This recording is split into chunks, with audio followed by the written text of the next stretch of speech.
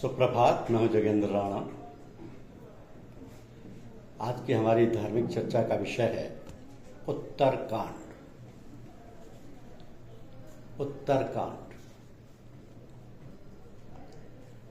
उत्तरकांड में राज्याभिषेक से काकभूषण तक के घटनाक्रम आते हैं।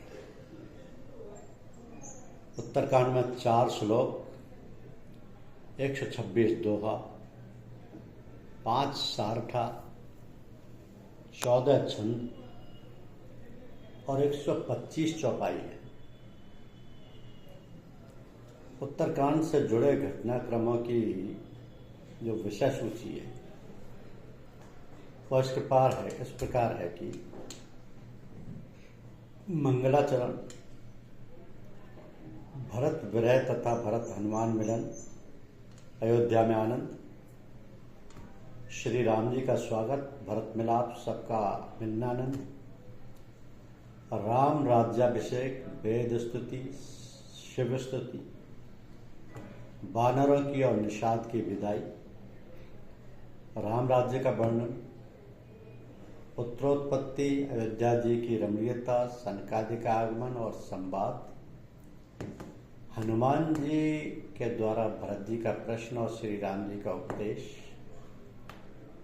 श्री राम जी का प्रजा को उपदेश, श्री राम गीता पूर्ववासियों की कृतज्ञता, श्री राम वशिष्ठ संवाद, श्री राम जी का भाइयों सहित अमराई में जाना,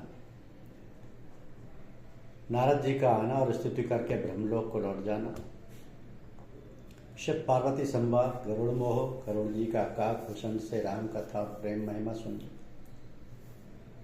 काकभूषण का अपनी पूर्व जन्म कथा और काल महिमा कहना, गुरु जी का अपमान एवं शिव जी के शाप की बात सुनना, रुद्राष्टक, गुरु जी का शिव जी से अपराध क्षमापन और शापानुग्रह और काकभूषण की आगे की कथा,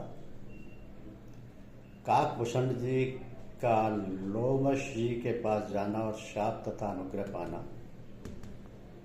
ज्ञान भक्ति निरूपण, ज्ञान दीपक और भक्ति की महान महिमा, गरुड़ जी के 7 प्रश्न और काकभूषण के उत्तर, भजन महिमा, रामायण महिमा, रामायण महात्म्य, तुलसी विनय और फल स्थिति और रामायण जी की आरती। यह उत्तरकांड का संपूर्ण विषय है। अब इसमें सबसे ज़्यादा अहमियत वाली जो चीज़ है या जो उसका सबसे ज़्यादा महत्व है उसको भी अगर देखा जाए तो हम पाएंगे कि उत्तरकांड की जो मुख्य धारा है उस बात से बहुत ज़्यादा प्रभावित है कि गुरु जी का शिवरीत से अपराध क्षमापन, शापानुग्रह और काकभूषण की कथा जो है वो बहुत मायने रखती है, लोगों पर बहुत प्रभावी भी है, क्योंकि जो उसकी विषय वस्तु है उसके बारे में ये कहा जाता है कि भक्ति की महिमा जानकर भी जो उसे छोड़ देते हैं, केवल ज्ञान के लिए श्रम करते हैं, वे मूर्ख घर पर खड़ी हुई कामधेनु को छोड़कर दूध के लिए मदार के पेड़ को खोजते फिरते हैं। तो जो लोग हरि की भक्ति को छोड़कर दूसरे उपायों से सुख चाहते हैं वो मूर्ख और जड़ करने वाले यानी अभागे बिना ही जहाज के तैरकर महासमुद्र के पार जाना चाहते हैं। तो शिव जी कहते हैं कि हे भवानी, भूषण जी के वचन सुनकर गरुड़ जी हर्षित होकर कोमल वाणी से बोले कि हे प्रभु, आपके प्रसाद से मेरे हृदय में अब संदेह, शोक, मोह और कुछ भी नहीं रह गया। मैंने आपकी कृपा से श्री रामचंद्र जी के पवित्र गुण समूहों को सुना और शांति प्राप्त की। तो हे प्रभु, अब मैं आपसे एक बात और पूछता हूँ। हे कृपा सागर, मुझे समझा कर कहिए कि संत मुनि वेद और पुराण ये कहते हैं कि ज्ञान के समान दुर्लभ कुछ भी नहीं है। तो हे गोसाई, वही ज्ञान मुनि ने आपसे कहा, परंतु आपने भक्ति के समान उसका आदर नहीं किया। तो हे कृपा के धाम, हे प्रभु, ज्ञान और भक्ति में कितना अंतर है, ये सब मुझसे कहिए। तो गरुड़ जी के वचन सुनकर सुजान काकभूषण जी ने सुख माना और आदर के साथ कहा कि भक्ति और ज्ञान में कुछ भी भेद नहीं है, दोनों ही संसार से उत्पन्न क्लेशों को हर लेते हैं। तो हे नाथ मुनीश्वर, इनमें कुछ अंतर बतलाते हैं। हे पक्षी श्रेष्ठ, उसे सावधान होकर सुनिए कि बड़े हरिवाहन, सुनिए, ज्ञान वैराग्य योग विज्ञान, ये सब पुरुष है। ज्ञान वैराग्य योग विज्ञान, ये सब पुरुष हैं, और पुरुष का प्रताप सब प्रकार से प्रबल होता है। अवला यानी माया स्वाभाविक ही निर्बल और जाति यानी जन्म से ही जड़ होती है, मूर्ख होती है। परंतु जो वैराग्यवान और धीर बुद्धि पुरुष हैं, वही स्त्री को त्याग सकते हैं, ना कि वे कामी पुरुष जो विषयों के बस में, उनके गुलाम हैं और श्री रघुवीर के चरणों से विमुख हैं। तो वे ज्ञान के भंडार मुनि भी मृगनयनी यानी युक्ति स्त्री के चंद्रमुख को देखकर विवश उसके अधीन हो जाते हैं। तो हे गरुड़ जी, साक्षात भगवान विष्णु की माया ही स्त्री रूप से प्रकट है। यहाँ मैं कुछ पक्षपात नहीं देखता, वेद पुराण और संतों का मत ही कहता हूँ। हे गरुड़ जी, ये अनुपम यानी विलक्षण रीति है कि एक स्त्री के रूप पर दूसरी स्त्री मोहित नहीं होती। आप सुनिए, माया और भक्ति ये दोनों ही स्त्री वर्ग की हैं। ये सब कोई नहीं जानते, या सब कोई जानते हैं तो फिर श्री रघुवीर की भक्ति प्यारी। माया बेचारी तो निश्चय ही नाचने वाली यानी नटनी मात्र है। श्री रघुनाथ जी की भक्ति के विशेष अनुकूल रहते हैं, इसी से माया उससे अत्यंत डरती रहती है। जिसके हृदय में उपमा रहित और उपाधि रहित विशुद्ध राम भक्ति सदा बिना किसी बाधा या रोक टोक के बसती है, उसे देखकर माया सकुचा जाती है, उस पर वह अपनी प्रभुता कुछ भी नहीं कर सकती। ऐसा विचार कर ही जो विज्ञानी मुनि हैं, वे भी सब सुखों के खान भक्ति की ही याचना करते हैं। तो श्री रघुनाथ जी का ये रहस्य यानी गुप्त मर्म जल्दी कोई भी नहीं जान पाता। श्री रघुनाथ जी की कृपा से जो इसे जान जाता है, उसे स्वप्न में भी मोह नहीं होता। तो हे सुचतुर गरुड़ जी, ज्ञान और भक्ति का और भी भेद सुनिए, जिसके सुनने से श्री राम जी के चरणों में सदा अविच्छिन्न यानी एक तार प्रेम हो जाता है। ये अकथनीय कहानी सुनिए, ये समझते ही बनती है, कही नहीं जा सकती कि जीव ईश्वर का अंश है, अतएव वह अविनाशी चेतन निर्मल और स्वभाव से ही सुख की राशि है। वह माया के वशीभूत होकर तोते और वानर की भांति अपने आप ही बन गया।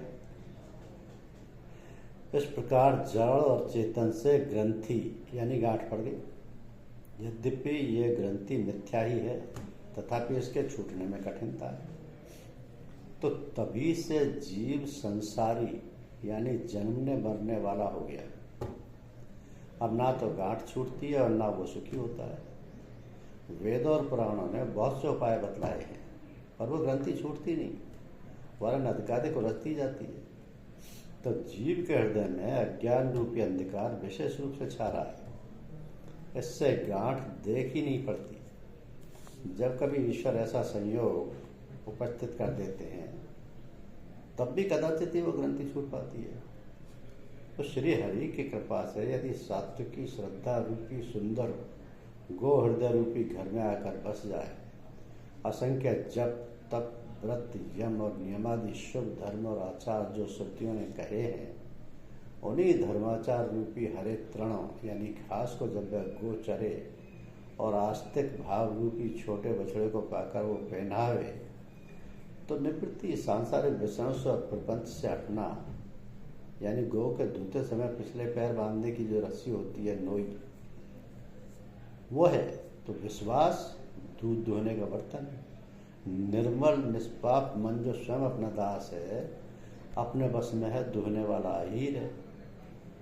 तो हे भाई, इस प्रकार धर्माचार से प्रवृत्त सात्विकी श्रद्धा रूपी गो से भाव निवृत्ति और वश में किए हुए निर्मल मन की सहायता से परम धर्म में दूध दुहकर उसे निष्काम भाव रूपी अग्नि पर भली भांति औटाएं, पर क्षमा और संतोष रूपी हवा से उसे ठंडा करें और धैर्य तथा श्रम यानी मन का निग्रह रूपी जामन देकर उसे जमा।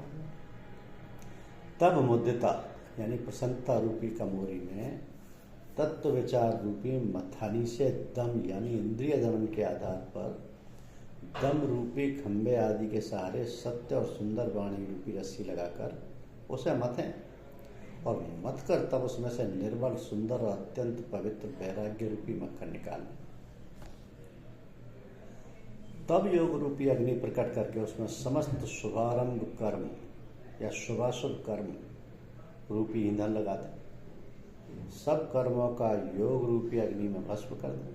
सब कर्मों को जब वैराग्य रूपी मक्खन का ममता रूपी मल जल जाए, तब बचे हुए ज्ञान रूपी घी को बुद्धि से ठंडा करें। तब विज्ञान रूपी बुद्धि उस ज्ञान रूपी निर्मल घी को पाकर उससे चित्त रूपी दिए को भरकर समता की दीवट बनाकर उस पर उसे दृढ़ता पूर्वक जमा कर रखें। तो जागृत, स्वप्न और सुसुप्ति तीनों अवस्थाएं और सत्व, रज और तम तीनों गुण रूपी कपास से तुल्यावस्था रूपी रुई को निकालकर और फिर उसे संवार कर उसकी सुंदरता कड़ी बत्ती बनाए, सुंदर कड़ी बत्ती बनाए। इस प्रकार तेज की राशि विज्ञान में दीपक को जलाएं। इस प्रकार तेज की राशि विज्ञान में दीपक को जलाएं, जिसके समीप जाते ही मद आदि सब पतंगे जल जाए। सोमअस्मि, वो ब्रह्म मैं हूँ। यह जो अखंड तैल धारावत कभी ना टूटने वाली वृत्ति है, वही उस ज्ञान दीपक की परम प्रचंड दीप शिखा है। इस प्रकार जब आत्मानुभव के सुख का सुंदर प्रकाश फैलता है, तब संसार के मूल भेद रूपी भ्रम का नाश हो जाता है और महान बलवती अविद्या के परवार मोह आदि का अपार अंधकार मिट जाता है। तब वही विज्ञान रूपिणी बुद्धि आत्मानुभव रूप प्रकाश को पाकर हृदय रूपी घर में बैठकर उस जड़ चेतन की गांठ को खोलती है। तो यदि वो विज्ञान रूपिणी बुद्धि उस गांठ को खोलने पाए, तब वह जीव कृतार्थ हो। परंतु हे पक्षीराज गरुण जी, गांठ खोलते हुए जानकर माया फिर अनेकों विघ्न करती है। वो बहुत सी रिद्धि सिद्धियों को भेजती है जो आकर बुद्धि को लोभ दिखाती हैं, और वह रिद्धि सिद्धियां कल बल और छल करके समीप जाती और आंचल की वायु से उस ज्ञान रूपी दीपक को बुझा देती है। यदि बुद्धि बहुत ही सियानी हुई तो उन रिद्धि सिद्धियों को अहित कर समझाकर उनकी ओर ताकती नहीं।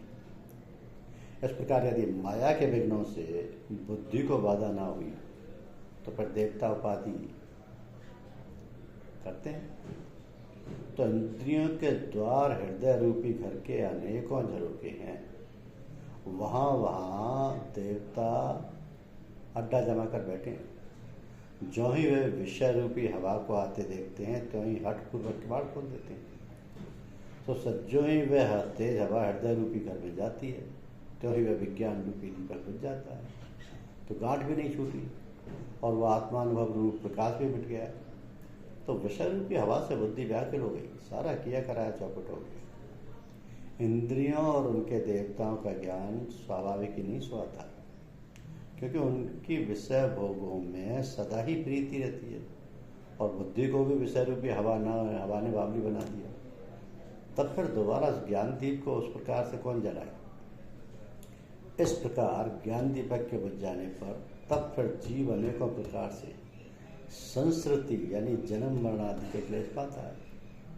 तो हरि की माया अत्यंत दुस्तर है, वह सहज ही में तरी नहीं जा सकती। ज्ञान कहने या समझाने में कठिन, समझने में कठिन और साधने में भी कठिन। यदि गुणाक्षर न्याय से यानी संयोगवश कदाचित ये ज्ञान हो भी जाए तो फिर उससे बचाए रखने वाले को बिगड़े। तो ज्ञान का मार्ग कृपाण यानी दोधारी तलवार की धार के समान है। इस मार्ग में गिरते देर नहीं लगती। जो इस मार्ग को निर्विघ्न निभा ले जाता है वही मोक्ष रूप परम पद को प्राप्त करता है। तो संत पुराण वेद और तंत्र आदि शास्त्री कहते हैं कि कैवल्य रूप परम पद अत्यंत दुर्लभ है, किंतु हे गोसाई वही अत्यंत दुर्लभ मुक्ति श्री राम जी को भजने से बिना की इच्छा किए भी जबरदस्त आ जाती है। जैसे स्थल के बिना जल नहीं रह सकता, चाहे कोई करोड़ों प्रकार के उपाय क्यों ना करे, वैसे ही हे पक्षीराज सुनिए, मोक्ष सुख भी श्री हरि की भक्ति को छोड़कर नहीं रह सकता। ऐसा विचार कर बुद्धिमान हरिभक्त परम भक्त हरिभक्त भक्ति पर लुभाए रहकर मुक्ति का तिरस्कार कर देते हैं। तो भक्ति करने से संस्कृति यानी जन्म मृत्यु रूपी संसार की जड़ अविद्या बिना ही यंत्र और परिश्रम के अपने आप वैसे ही नष्ट हो जाती है। जैसे भोजन किया तो जाता है तृप्ति के लिए, और उस भोजन को जठराग्नि अपने आप बिना हमारी चेष्टा के पचा डालती है। ऐसी सुगम और परम सुख देने वाली हरि भक्ति जिसे ना सुहाए, ऐसा मूड कौन होगा। तो हे सर्पों के शत्रु गरुण जी, मैं सेवक हूं और भगवान मेरे स्वामी हैं। इस भाव के बिना संसार रूपी समुद्र से तरना नहीं हो सकता। जो चेतन को जड़ कर देता है, जड़ को चेतन कर देता है, ऐसे समर्थ श्री जगन्नाथ जी को जो जीव भजते हैं वे धन्य हैं। मैंने ज्ञान का सिद्धांत समझा कर कहा, भक्ति रूपी मणि की प्रभुता सुनिए कि श्री राम जी की भक्ति सुंदर चिंतामणि है कि जिसके हृदय के अंदर बसती है वो दिन रात अपने आप ही परम प्रकाश में रहता है। उसको दीपक घी और बत्ती कुछ भी नहीं चाहिए। इस प्रकार मणि का एक तो स्वाभाविक प्रकाश रहता है, पर मोह रूपी दरिद्रता से मीट नहीं आती, क्योंकि मणि स्वयं धन रूप है। और तीसरे लोभ रूपी हवा उस मणि में दीप को बुझा नहीं सकती, क्योंकि मणि स्वयं प्रकाश रूप है। वो किसी दूसरे की सहायता से प्रकाश नहीं करती। उसके प्रकाश से अविद्या का प्रबल अंधकार मिट जाता है, मदादी पतंगों का सारा समूह हट जाता है। जिसके हृदय में भक्ति बसती है, काम क्रोध और लोभ आदि दुष्ट तो उसके पास भी नहीं जाते। उसके लिए विष अमृत के समान और शत्रु मित्र हो जाता है।